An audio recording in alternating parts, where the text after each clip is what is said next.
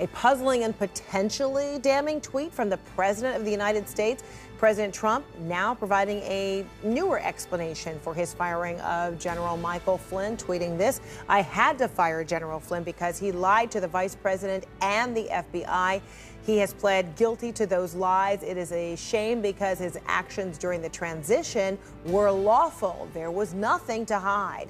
The tweet is a potential major shift from the explanation Trump gave for Flynn's dismissal back in February.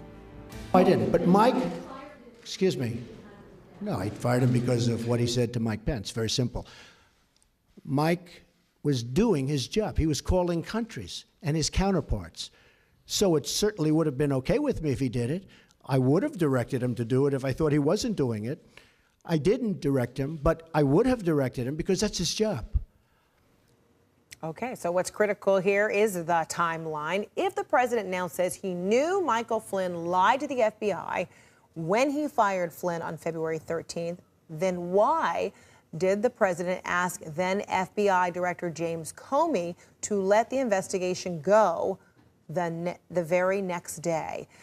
In his opening statement to the Senate Intelligence Committee, Comey wrote that on February 14th, President Trump asked him to drop the FBI investigation into Flynn, saying, quote, "I hope you can see your way clear to letting this go, to letting Flynn go. He is a good guy. I hope you can let this go."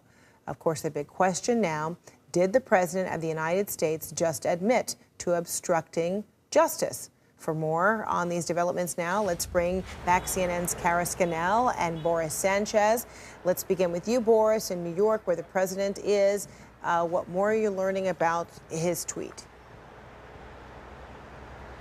Hey there, Fred. Yeah, that tweet was sent out shortly after a fundraising lunch here in Midtown Manhattan, the only public event that the president is holding today in his short stop in New York. He didn't really mention Michael Flynn during his speech, so it was a bit surprising to see that tweet come out shortly after he left this restaurant. He did mention Michael Flynn, as you showed in that clip earlier, when he was departing Washington to New York, saying that there was no collusion between the Trump campaign and Russia. We've heard from White House sources saying that the president is not worried about the fact that the former national security advisor is now cooperating with the special counsel in its investigation.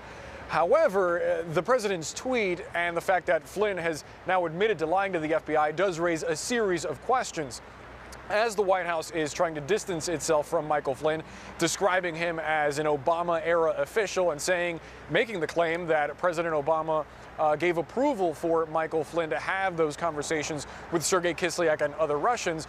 There's the other side, where it's been widely reported that President Obama specifically warned Donald Trump, then president-elect, against hiring Michael Flynn as national security advisor, and the fact that shortly after the inauguration, you had the acting attorney general, Sally Yates, who was ultimately dismissed by President Trump, warning the White House that Michael Flynn could potentially be blackmailed by Russian officials.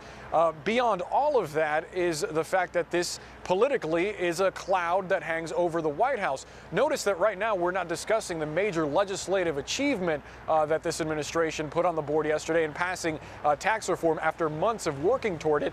This is something that the White House is not happy to address, but it is something that the president will continue having to answer as he goes through the next several weeks, with more and more information coming from that special counsel probe, Fred.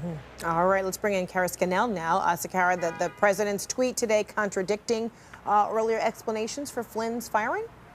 Well, as today the president said that he fired Flynn because he had lied to Vice President Pence and had lied to the FBI. What Trump had said previously was that he fired him because he had lied to Pence. Let's take a listen to what he said in February. When I looked at the information, I said, I don't think he did anything wrong. If anything, he did something right. He was coming into office. He looked at the information.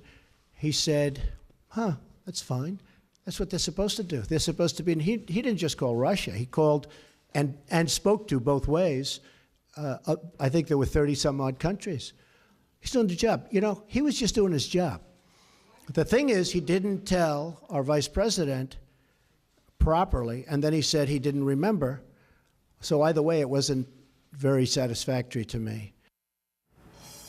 One thing that is consistent is that he is distancing himself from Michael Flynn and distancing himself by the conduct involved. He's saying that the only thing Flynn did wrong was lie to the FBI, which he's now pleaded guilty to, but he's not saying there was anything wrong with the underlying conduct, which is interesting because in Flynn's paperwork that was filed in court as part of his guilty plea, he says that he had spoken with Russians and other officials in consultation with transition officials, and specifically at the direction of one senior transition official, which CNN has learned is Jared Kushner, the president's son-in-law.